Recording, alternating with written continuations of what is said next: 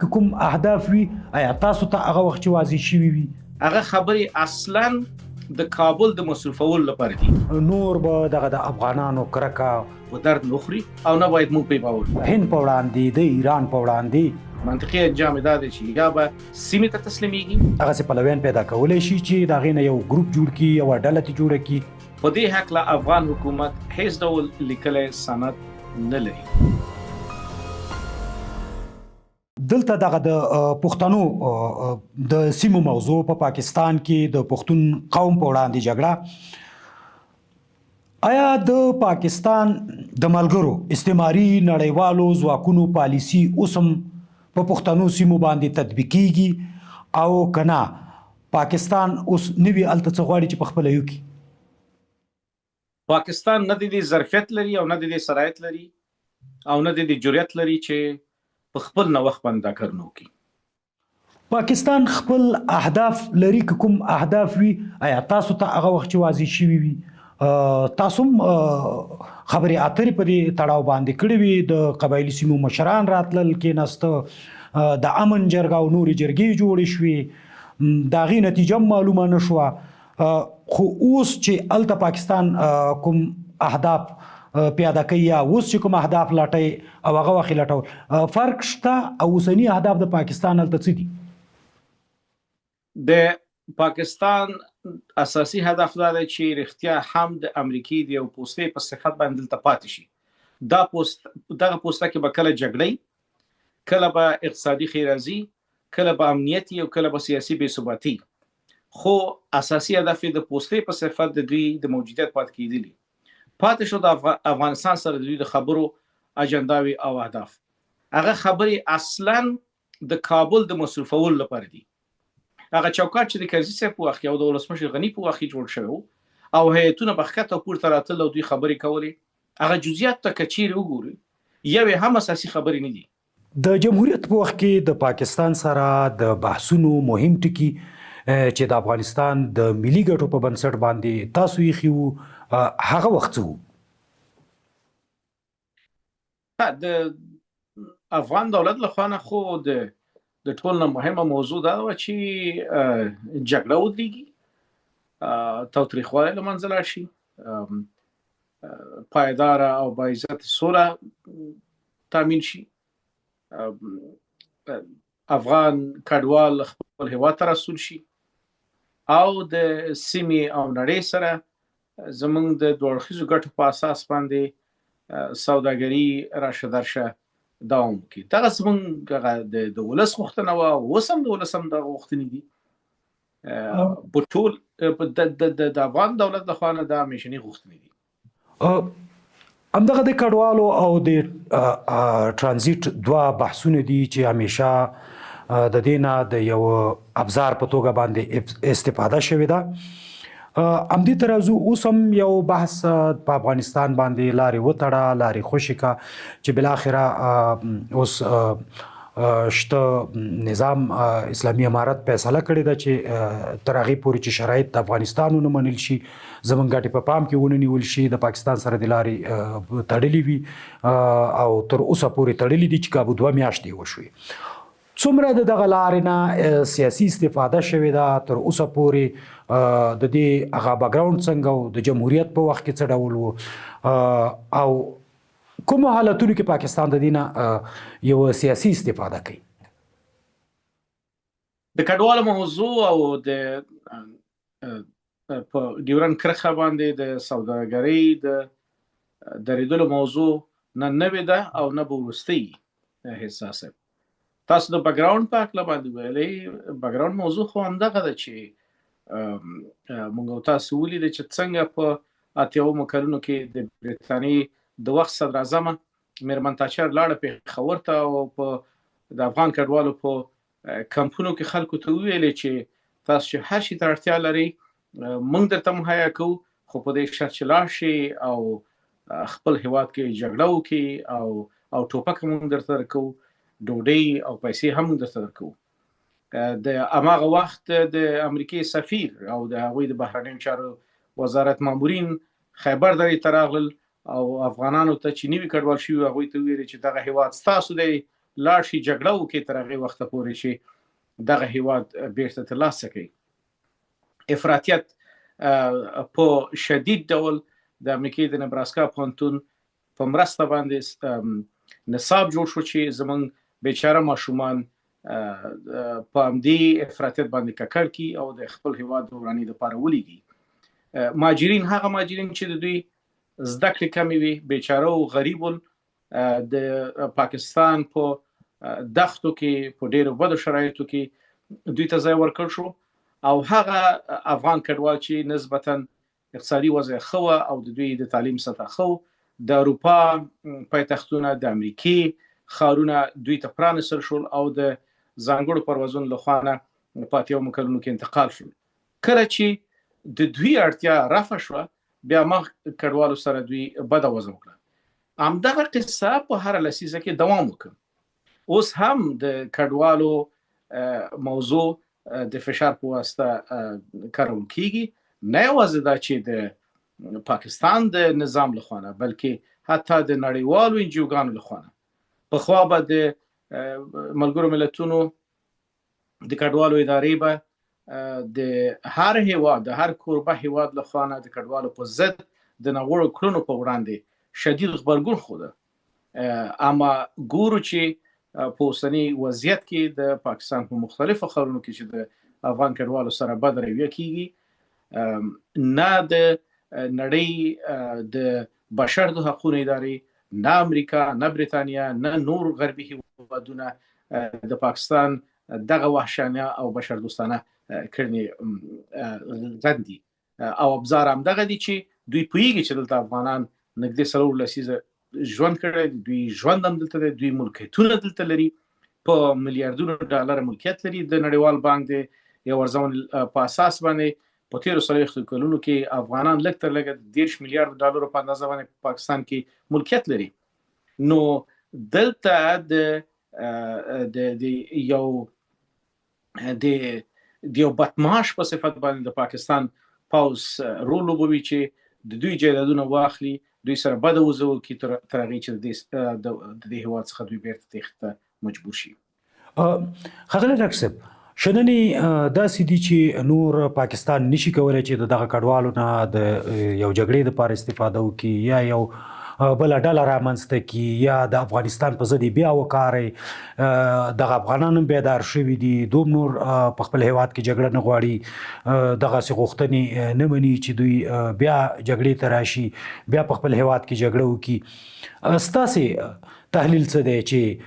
پاکستان اوس په دغه وضعیت کې چې ځینې شننې وایي چې 90 سلنه، ځینې وایي چې له دې کم، ځینې وایي چې له دې هم زیات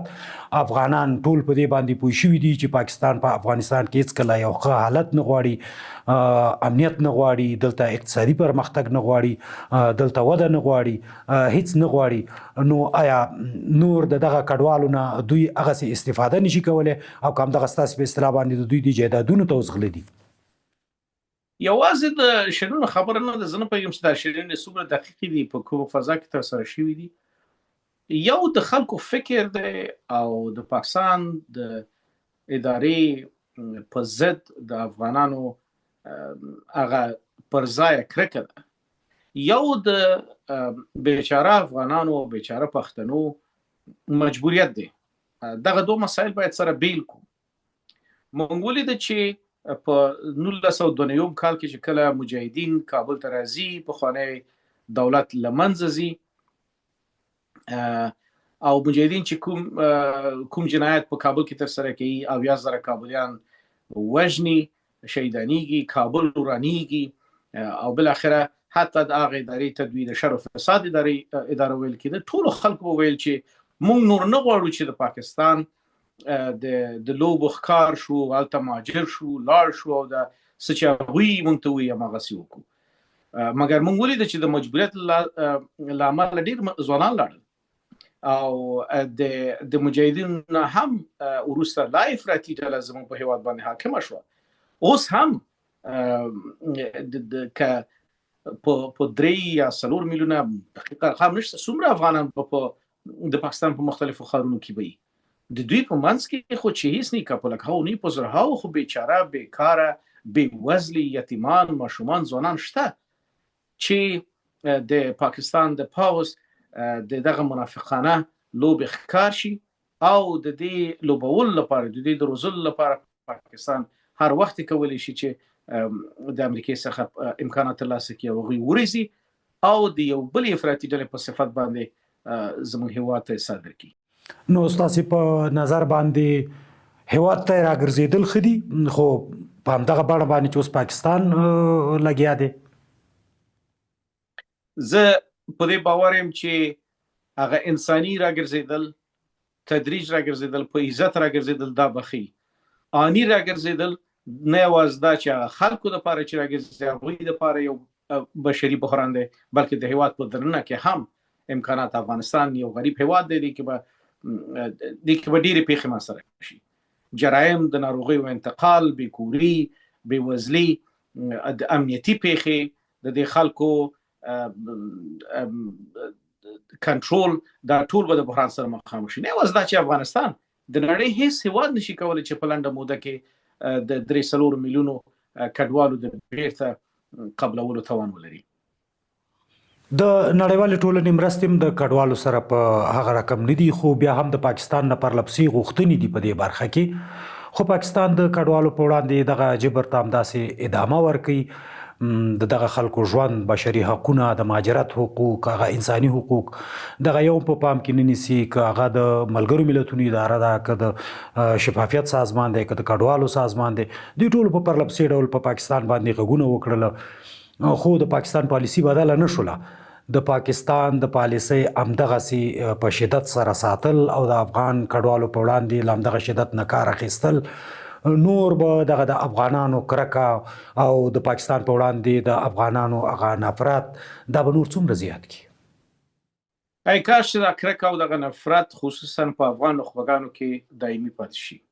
او دوی لږ تر لږه د حافظې سره دوی سره مرسته وکړي. همدغه ادارې، نړیوالې ادارې چې تاسو نومونه اخلي، همدغه ادارو په خپلو خپرونو کې په 85 کلونو کې همدغه افغانانو ته د نړۍ د ازادۍ سرتیري خطاب کول. د مجاهدین رهبران وغوښتل سپینې ماڼۍ ته کېنول په قطار سره او دغه وخت جمهور رئیس ویلي چې دغه کسان، دغه سپین ږیري چې راغلي د پګړۍ او ږیرې سره دا معادل د امریکای د متحده ایالاتو د بنسټ ایښودونکو شخصیتونو د جملې څخه دي. دوی دغسې ونازول شول، اما اوس ټول د تروریستانو په نامه باندې نومول کېږي. نه یوازې دا چې د هغوی خو ارامه ژوند لري بلکې عام بیچاره افغانان. نو نړیوالې ادارې چې هغه هم 100% کنټرول د همدغه زبرځواکونو په لاس کې دی، دوی د اعتبار وړ نه دي. د دوی غندنې، د دوی ګزارشونه هم منافقانه دي، د دوی ارزونې هم د افغان انسان لپاره په درد نه خوري او نه باید موږ پرې باور وکړو. ښاغلی ډاکټر صاحب فضلي، یو د دې ترڅنګ د ټرانزیټ او د تجارت موضوع ده چې په دې برخه کې افغانانو همیشه ډېر غټ تاوان کړی دی او دا یو ډېر تود بحث هم دی. همدغه اوس په پاکستان کې هم تود بحث دی ځکه چې اخواته هم ټول پښتانه دا شکایت کوي چې دغه ټول د دې تجارت تاوان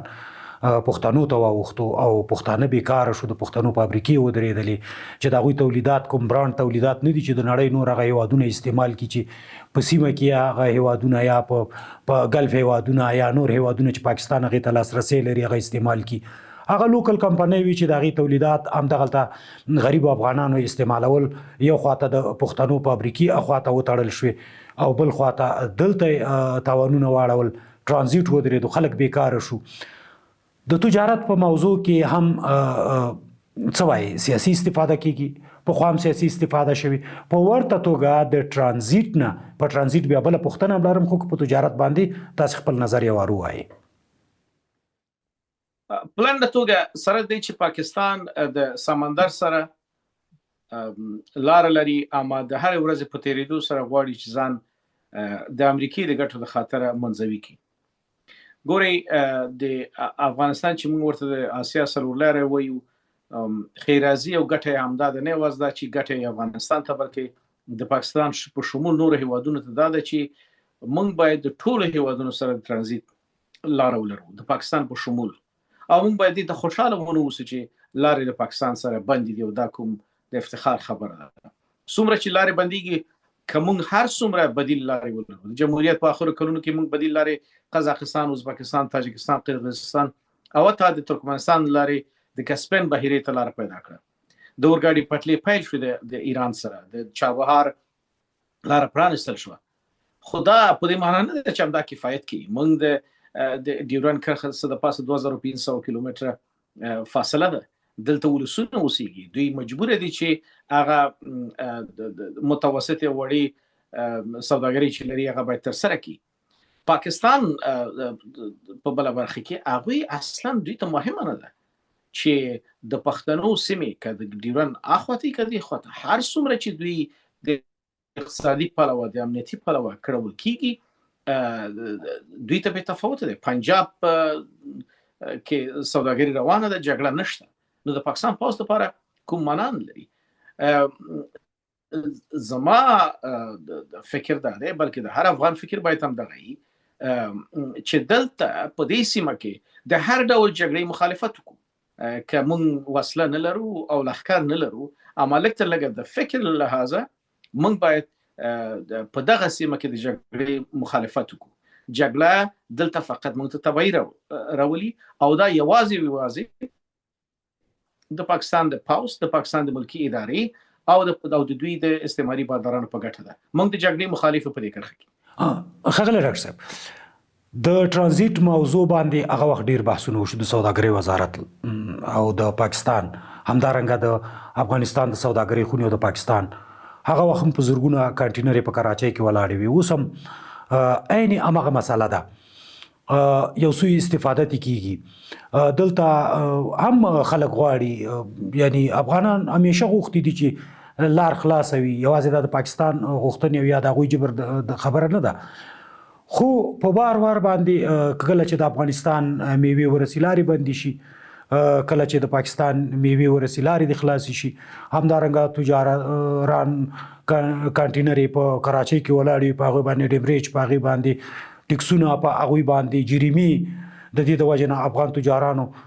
میلیونونه تاوان کړی وي او همدغه پالیسی روانه ده په دغه ډول باندې آیا نړیوالو اصولو کې دغه څه شته دي د نورو هیوادونو ترمنځ دا شته دي د سیاسي کړکېچونو د سیاسي لفظي شخړو په وخت د دغه سي مسایلو د نه استفاده کیږي د ترانزیت نه استفاده کیږي د تجارت نه استفاده کیږي کنه واځي پاکستان د افغانستان سره دغه څه کوي ټول هیوادونه یو بل سره دا کار کوي خبره ده چې آیا موږ ولې باید د دې توقع ولرو چې په عاطفي توګه پاکستان موږ سره خو کی کوم د پاکستان دغه یو سچ موږ تاسو پیغږیږو د دوی دغه منافقانه اعمال په 1350 کالو کې وڅېړو نو ولې باید موږ توقع ولرو چې موږ سره خو کی خو د دې ستونزې د حل لپاره یو موضوع شته تاریخ موږ ته داخلي هر کله چې په کابل کې یو مشروع نظامي هر کله چې په کابل کې یو ولسی نظامي داسې یو نظام چې په نړیواله سطح او په ملي سطح د عزت ولري او لکه تر لږه یو ډول نړیوال بیمه هم ولري په هغه وخت کې د کومه اشاره چې د تاسو د سوداګرۍ وزارت او د پاکستان سره د موافقو خبرو کړه فکر کوم تاسو اشاره د ابتا قرارداد ته ده نو ابتا قرارداد په هغه وختو کې چې کابل په یو خطریز کې نو ابتا بدون د کوم ستونزه نه تطبیق شوی ترانزیت کې بستونزه نه و بلکس پاکستانیان براتل د لاهور نه او د پنډین او د اسلام آباد نه براتل چې د ابتا نورم باید خشي اما کله چې موږ د سیاسي لحاظه یا د جمهوریت په وخت کې یا په نور دورو کې یا اوسنی دوره کې موږ د مشروعیت سره مشکل ولرو پاکستان د موقع نه استفاده کوي دغه سي جیوپولیټیکي لوبي په ټول نړۍ کې عام دي او دغه سي لوبي ډېر ظالمانه لوبي دي مونږ نشو کولای چې د پاکستان یو عاطفي په اصطلاح ځینې وطنداران او سیاسي شنونکي ځینې نور اصطلاحګانې کاروي زمونږ ورور هیواد نه پاکستان زمونږ ورور دی او نه کوم بل عاطفي اړیکه لرو زمونږ ګاونډی دی دې نه چاره نه لرو خو د دوی په تشخیص کې د دوی اړیکو سره باید موږ د احتیاط نه کار واخلو او احتیاط نه هغه وخت کار اخیستلی شو چې د نن هیواد کې د یو اجتماعي قرارداد په واسطه چې د ولس او د نظام په منځ کې وي یو موټی نظام ولرو چې په یو غږ سره په ټولو مسایلو کې خبرې وکړي شو. بیا وګوره چې پاکستان تاسو ته منډې وهي کنه وهي. د افغانستان یو لویه غوښتنه د ترانزیت په هکله په دې شلو کالو کې دا وه چې د افغانستان تجارتي مواد او توکي چې کله د افغانستان نه په لاریو کې هند ته ځي، د هند نه هم وکولی شي چې بیرته هندي مواد افغانستان ته انتقال شي، او دا د واګه په سیمه کې ده. پاکستاني پاوز د اجازه ورنکړه، سره دی چې د ابتا او تاسو چې د نړیوالو قوانینو اشاره وکړه، د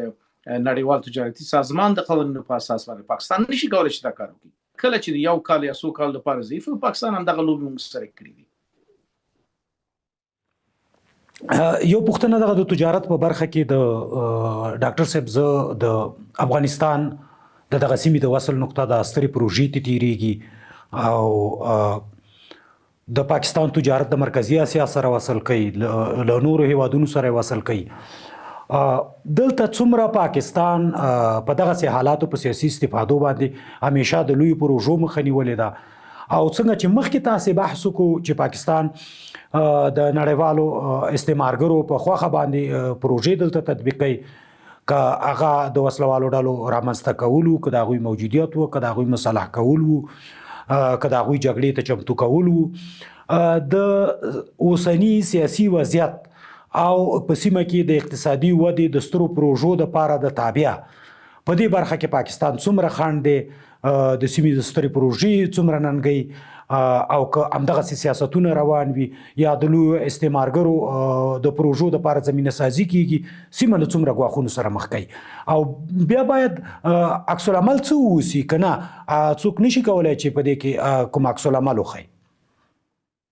په لنډه توګه د اولې پوښتنې ځواب دا دی چې هو، پاکستان یوازینی او لوی ترین خنډ دی، او دلایل هم روښانه دي چې هغوی یو طبیعي نورمال ملت نه دی، یوازې یو نظامی دیکتاتوري ده چې هلته نظام د ولس په خوښه نشته، او کله چې د ولس په خوښه نظام نه هلته ښېرازي اقتصادي راکړه ورکړه هم په داخل کې هم د نورو هیوادونو سره د بحث وړ نه دی. نظامیان کولی شي چې د اجرې په مقابل کې، د پروژو په مقابل کې پیسې ترلاسه کړي، هغوی خوشحاله دي، د هغوی ژوند روان دی. دا یې ستاسو لنډ ځواب د اولې برخې. او دومره برخه چې ورسره څه کولی شو، همدغسې به رواني څه کولی شو. د سیمې هیوادونه هدف مې دا و چې د سیمې هیوادونه که چېرته دغسې د نورو هیوادونو پروژې پاکستان په بیه اخلي یا دلته د نامنویو هڅه کوي یا د لویو پروژو په وړاندې خنډونه جوړوي. مخکې تاسو د سیپیک بحث وکړو، د سیپیک په اړه حتی دا هم ویل کېږي چې سیپیک پاکستان که د یو خوا د چین سره د سیپیک خبرې اترې کوي، د بل خوا د نورو خواونه په ګډوډولو باندې او د هغې په مخنیوي باندې امتیازات اخیستي. بالکل دغه اشاره ما تاسو ته وکړه. خبره دا ده چې دلته درې نور لوبغاړي دي، چین دی، هند دی او ایران،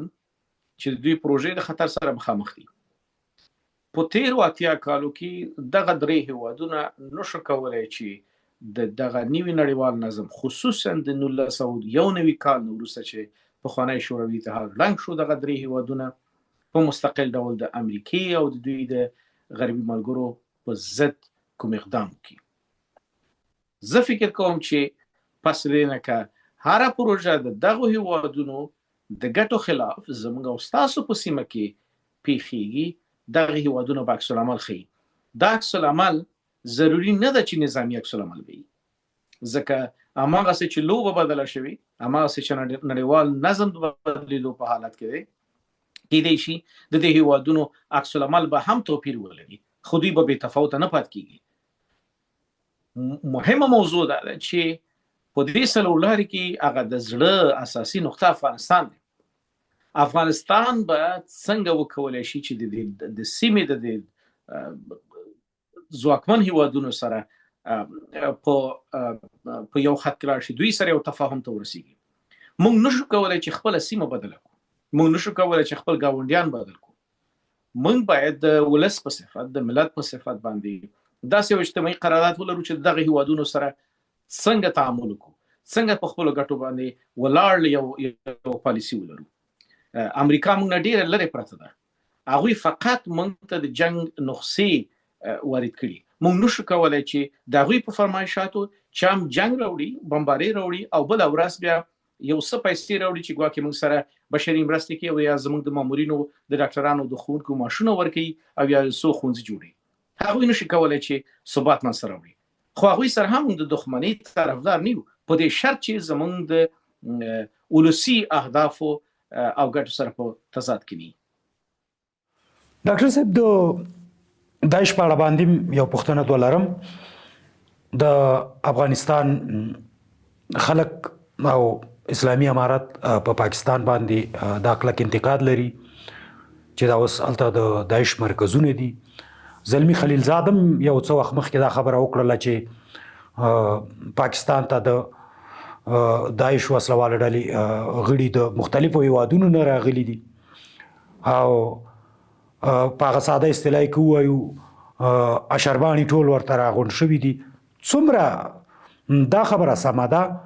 او پاکستان په دې برخه کې، ځکه داعش د دې سیمې پدیده نه ده، د افغانستان پدیده نه ده، د پاکستان پدیده نه ده، یو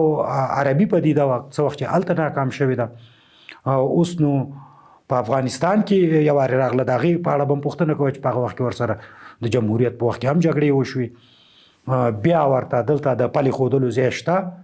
بیا دلته دوی ته یو سپیس پیدا کېدلی شي، یا پاکستان په دې توانېدلی شي چې یو سپیس ورله پیدا کړي، او د دوی جګړه څومره ګواښ دی؟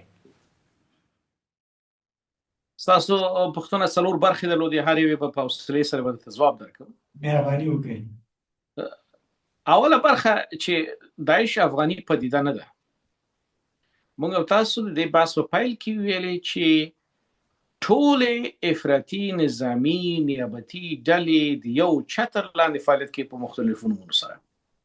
په تیرو 500 کلونو کې یوازې همدغه یو مثال دی. که یو زده کړه موږ د تاریخ څخه لرو، هغه همدغه زده کړه ده. دا یو. داعش هم د همدې چتر او د همدې پروسې یوه برخه ده. آیا دا افغاني ریښه لري یا پدیده لري که نه لري؟ د کابل په ښار کې په ښځو او جنکو په مخونو باندې د تیزاب اچول دا افغاني پدیده وه. په مشرقي او جنوبي ولایاتو کې د جهاد په دوران کې د ښوونکو د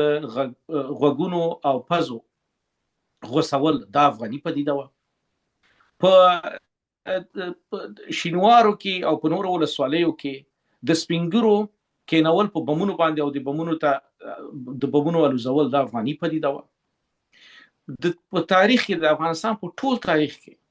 چې د اسلام د مقدس دین د دفاع لپاره او د انفاظ لپاره دوی هلې ځړې کړي، قرباني ورکړي، شهیدان ورکړي، نو کله چې استعمار او د استعمار هغه وفادار شاګرد یعنی پاکستان او د پاکستان پوځ او ملکي اداره دغه لست د غیر افغاني پدیدو چې ما تاسو ته ویلې په تیرو 40 کالو کې په افغانستان کې ترزیق کړي، هغه دا نشي کولی چې د نړیوال اسلام او سیاسي اسلام په نامه باندې داعش هم ترزیق کړي. بالکل کولی شي، خو په یو شرط نشي کولی چې موږ د بلد په صفت د یو بل د حذف هڅه ونه کړو، د یو بل د خاموشه کولو هڅه ونه کړو. ملي دریځ چې کله وایو، ملي دریځ هغې ته وایي چې په ټولو مسایلو کې موږ ولس ته مراجعه وکړو، نه دا چې کوم مسایلو کې چې موږ ته خطر مواجه شي ولس ته لاړ شو، او کوم مسایلو کې چې موږ خپله چاته اړتیا نه لرو بیا ووایو چې دا زموږ فیصلې دي. دویمه خبره د پوښتنې دا ده، تاسو د خلیلزاد خبره وکړه. خلیلزاد د داسې یوې ادارې پخوانی مامور دی چې د همدې ډلو په ایجاد کې، د همدې ډلو په تشخیص کې کله سعودي ته ورکړي دغسې ډلې نسبت دې ته چې دا هره ډله کوم خصوصیات لري، کله قطر ته، کله پاکستان ته، د نورو هیوادونو ته. دوی په انتقالاتو کې د خلیلزاد هیواد او د خلیلزاد اداره خاص تخصص لري. دوی چې کومې خبرې کوي هم دا اوس دا دې لپاره کوي چې خلکو ته وښیي چې دغه موږ خو اندېښنه څرګنده کړې وه.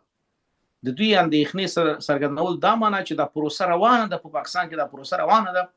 موږ پاکستان ته ویلي چې تاسو دا کار وکړئ. آیا دوی همدغه کار په سوریه کې ونه کړه؟ د ترکیې په مرسته ونه کړه؟ همدغه خلک چې په سوریه کې حاکم دي 10 کاله مخکې دلته دوی بمبارۍ ونه کړې، او بیا په 3 هفتو کې د ترکیې نه د موټرو په قطار سره او بدرګۍ سره بیا دمشق پورې ونه رسېدل. نو خلیزات هم چې کومه خبره کوي هغه د خپل پخوانی تاریخچې په اساس کوي او بیا هم یو ځل بیا وایم چې هغه د مثبت ابهام موضوع ده. خلک بیا هم ګنګسي چې ګواکې زه اندېښنه ښکاره کوم، زه تشویش کوم. تشویش د دوی په دې معنی ده چې دوی خبر دي چې دا کار کیږي او د دوی په مشوره کیږي. ډاکټر صاحب په جمهوریت په وخت کې د داعش یو ډېره لویه ډله ونیول شوه، بندي شوه او د هغې نه تحلیلونه وشو. ستاسې میز ته به هم د هغې په تړاو باندې هغه وخت یو ریپورټ، یو معلومات حتما راغلي وي چې تاسو په یو مهم ارګان مشریم کوله. هغه وخت د پاکستان ملاتړ تاسو څومره تثبیت کړی د داعش د ډلې نه؟ د پاکستان راغلي وو، عمل ته تربیه شوي وو او د داعش تاریخچه هم په سیمه کې خو د رګزو په سیمه کې اوس هم هماغسې ده؟ اوس هم هماغسې بولئ؟ هماغسې بولو. بل کار نه لري دغه هیواد، فقط یو نوی برند د هر ډلې لپاره جوړوي تر څو افغانستان د خپل تاریخي دایې نه شاته شي، د پرمختګ نه شاته شي او په دې ذریعه د روسیې او د چین او د نورو لوی قدرتونو د پرمختګ مخه ونیسي. دا خو ما تاسو په پیل کې ویلې په دغه پالیسۍ د ستراتیژیکو بمونو استفاده کوي. په همدغه پالیسۍ کې کامیابېدلی شي؟ یعنی ستاسې مخکې په دې باندې تاسو خبرې وکړې، خو د روسیې په وړاندې، د هند په وړاندې، د ایران په وړاندې، د چین په وړاندې ناهیله نه یم احساسه. د بشریت تاریخ دا ښیي چې هر زبرځواک بالاخره د نزول او د سقوط ټکی لري. زه په دې هکله باندې هیڅ ناهیله نه یم. زه په دې هکله باندې هم ناهیله نه یم چې بالاخره به افغانان د ټول افغانانو کور شي، ټول کډوال به افغانستان ته راشي او دې برخه کې هم ناهیله نه یم چې بالاخره پاکستان به یا به تسلیمیږي سیمې ته او یا به په 4-5 صوبو او ایالتونو ویشل کیږي. دغه هیواد د دویمې نړیوالې جګړې وروسته د نقشو په واسطه باندې جوړ شوی مصنوعي هیواد دی او بالاخره به خپل هغه منطقي انجام ته رسیږي. منطقي انجام دا دی چې یا به سیمې ته تسلیمیږي او خپل هغه لرې بادار پرېږدي او دلته به رښتیا هم د یو طبیعي مثبت هیواد په صفت باندې به ژوند کوي او که اوسني وضعیت ته دوام وکړي دا به په څو برخو ویشل کیږي. ډاکټر صاحب زه څو پوښتنې لنډې کوم او تاسو مخکې کې لنډ جوابونه راکړئ چې وخت به مو راتمام وي. آیا پاکستان کولی شي چې بیا د نړیوالو قوتونو هغه پروژې ترلاسه کړي چې زموږ د پخوانیو جنګونو په څیر لکه د مجاهدینو د وخت دوی ته پکې پریمانه ډالر په لاس ورشي؟ زه خپله نه پوهېږم ځکه چې نړیوال حالات دومره په چټکۍ سره بدلون کوي. کېدای شي تاسو د امریکا د متحده ایالاتو د بهرنۍ پالیسۍ آخري نسخه 2 هفتې مخکې لوستې وي.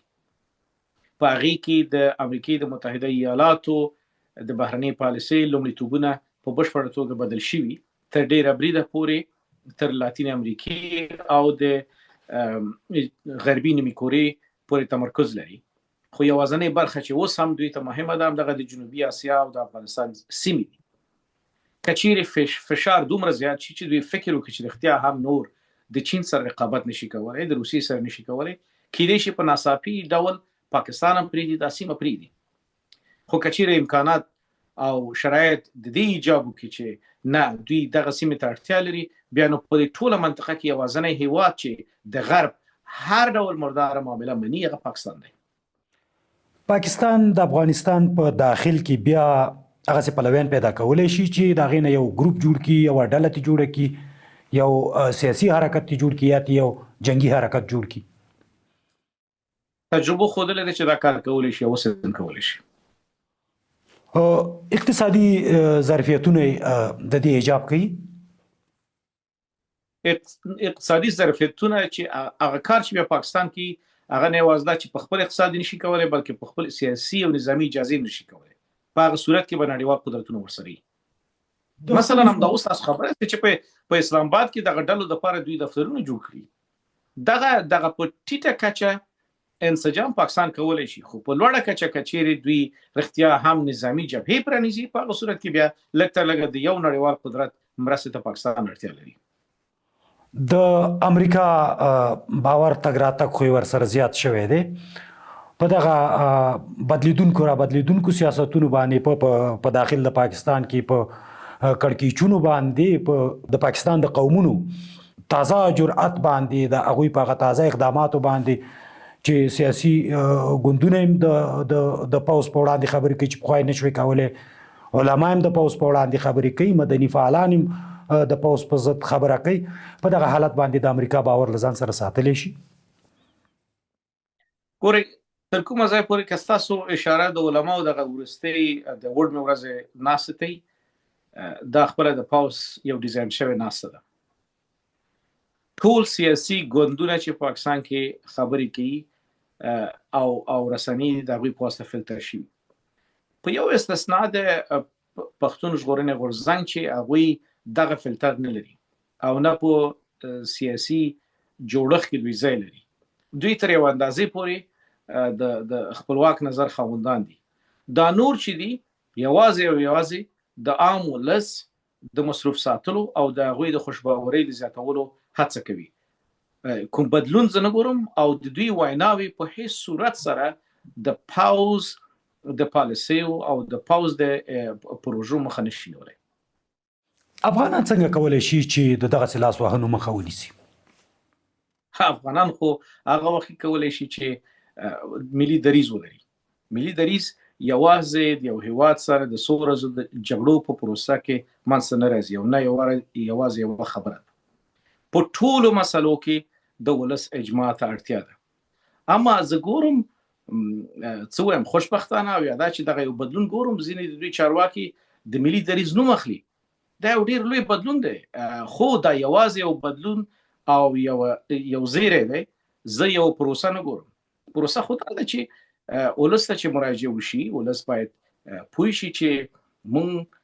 په کومو لویو مسلو کې ولس سره مشوره کوو که هغه د میرمنو او ښځو ښوونځي دي د هغوی د کار موضوع ده که هغه د نظام جوړښت دی که هغه د یو اجتماعي قرارداد چې ځینې خلک ورته اساسي قانون وایي او یا د افغانستان کې مروج د اساسي قانون وایي د هغې ایجاد دی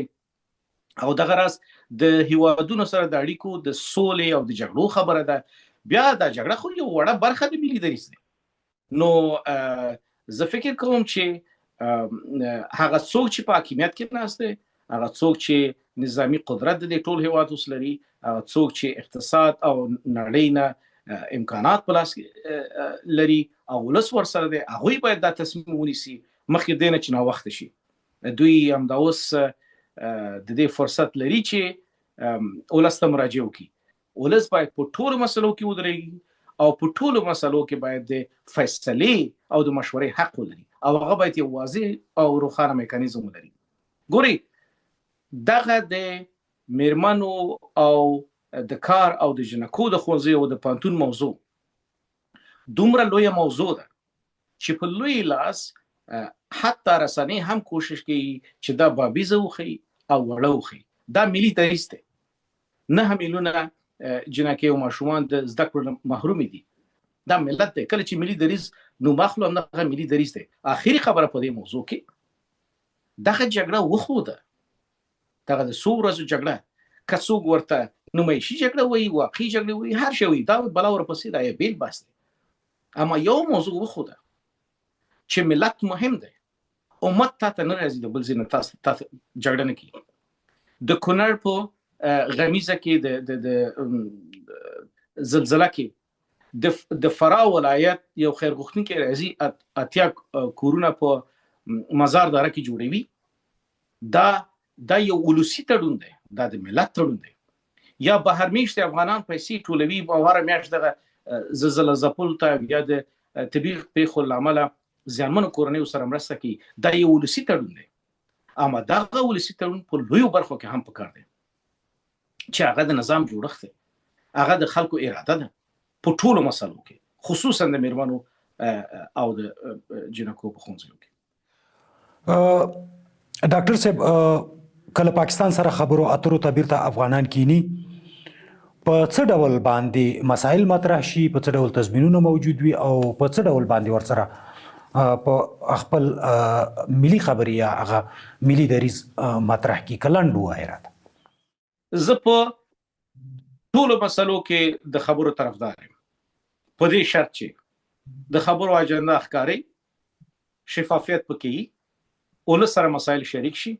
او د هغې دپاره یو واضح میکانیزم د ولس استازو سره مسایل شریک شي او ولس استازي لږ تر لږه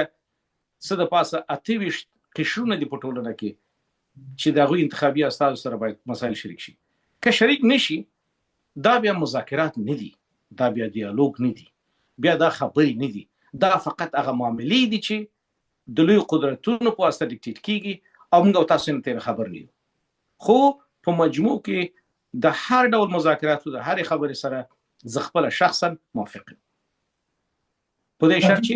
ولسي ریښه ولري. ډاکټر صاحب د لیدونکو تمې او پوښتنې به ډېرې زیاتې وي چې تاسې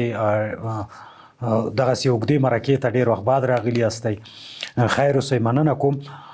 ډېرې پوښتنې به د لیدونکو پاتې وي، خو ځکه چې ما ورته ویلي چې د پاکستان په روان حالات، سیاستونو، د دوی چې څه نوي پروګرامونه په سیمه کې لري، په افغانستان کې څه اهداف لټئ، په جګړه کې څه اهداف لټئ، په سوداګرۍ کې څه اهداف لټئ، په همدې به غږېږو، په همدې باندې سره وغږېدلو. خو یوه مسله چې د خلکو ډېره د سوشل میډیا موضوع ده، ډېر کله راپورته کېږي، په هغې باندې که یو لنډ څه ووایي بیا به نو سره پروګرام پای ته ورسو، چې د سیمې خاردار موضوع ده چې د ډېرو خلکو دا تشویشونه دي چې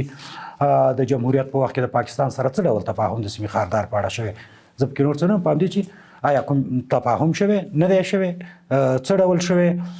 امریکایانو ورته د سرحدي ځواکونو دپاره پیسې ورکړي، څه شوي، دغه ټولې خبرې چې په سوشل میډیا کې کېږي او د ډېرو ځوانانو بالخصوص د هغوی د بحث هغه وي په سوشل میډیا. زه په حکومت کې په اجرایي دستګاه کې 18 میاشتې وم او جمهوریت 20 کاله دوام وکړ اساسا. هغه اسنادو ته او مسایلو ته چې ما لاسرسی درلوده او معلومات درلوده، په دې هکله افغان حکومت هیڅ ډول لیکلی سند نه لري او نه چا سره امضا کړی. دا چې امریکایانو پاکستانیانو ته پیسې ورکړي او دغه پروژه په پاکستانیانو باندې په زوره تطبیق کړي، دا د امریکایانو د پاکستان خبره ده. موږ دا همیشه رد کړي، نه دا کرښه پیژنو او نه سیمې خاردار پیژنو. یو افغان وطن دی، یو افغانستان دی. ډاکټر صاحب ډېره مننه، سلامت اوسئ، جوړ اوسئ، ډېر وخت مو راکړو، خیر اوسئ، د وخت راکولو نه مو ډېره مننه. درنو لیدونکو له ښاغلي ډاکټر صاحب محمود فضلي سره مو د نن بحث همدومره و. د الله په امان.